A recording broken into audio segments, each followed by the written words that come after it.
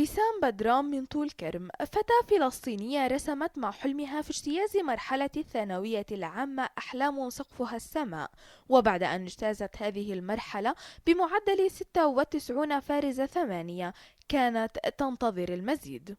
بصراحة هي أكيد فرحة العمر، لأنه بعتقد إنه أحلى الفرحات في الحياة هي فرحة النجاح بالتوجيهي.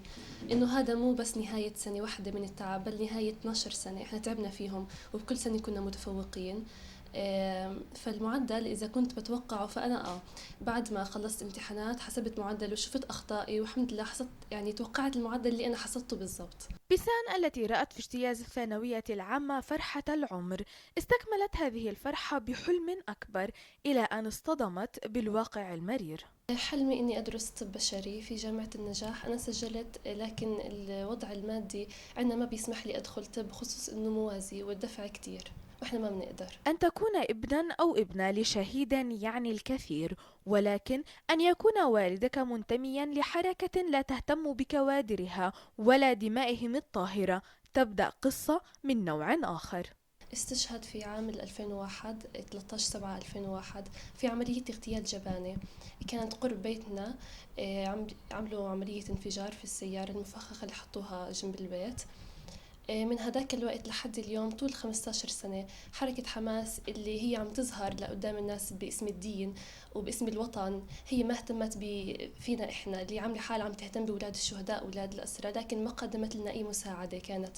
الشهيد فواز بدران أحد قادة كتائب القسام الجناح العسكري لحركة حماس قدم حياته فداء لهذا الوطن، وما كان ذنبه أن انتمى لحركة تستغل هذه الدماء الطاهرة لخدمة أجنداتها المشبوهة. بعد ما أنا نجحت وتفوقت وهي سمعت إنه أنا جبت معدل عالي، فحاولت تستغل هذا الوضع وتظهر إنه آه، هي عم تخرج إنه ناس ما شاء الله متفوقين لأنهم متابعين لهذه الحركة، لكن مش هاي الحقيقة.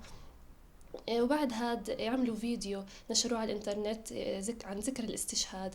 وضحوا فيه شو كان والدي، وضحوا فيه بالآخر إنه أنا بنته وجبت معدل كذا من كذا.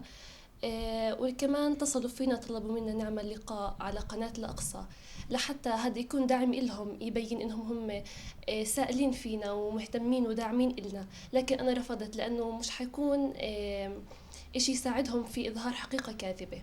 وردا على كل ما نشرته حماس من ادعاءات حول تبنيها لأبناء الأسرى والشهداء، وجهت بسان رسالة دون أن تأبه بما يترتب عليها بعد ذلك.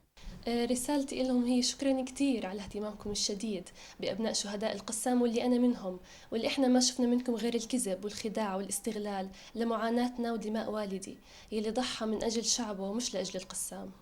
ولأن الحلم لا ينضب، وجهت بسان رسالة للسيد الرئيس من خلال وكالة وطن 24 الإخبارية بعد أن باتت مدركة كما غيرها أنه الوالد الذي لا يلقي بأبنائه في اليم كما فعل غيره ورموهم في غياهب الجب. أنا بناشد السيد الرئيس محمود عباس بمساعدتي بتحقيق حلمي في دراسة الطب البشري، وأنا واثقة ومتأملة منه. لوكالة وطن 24 فلسطين خالد طول كرم.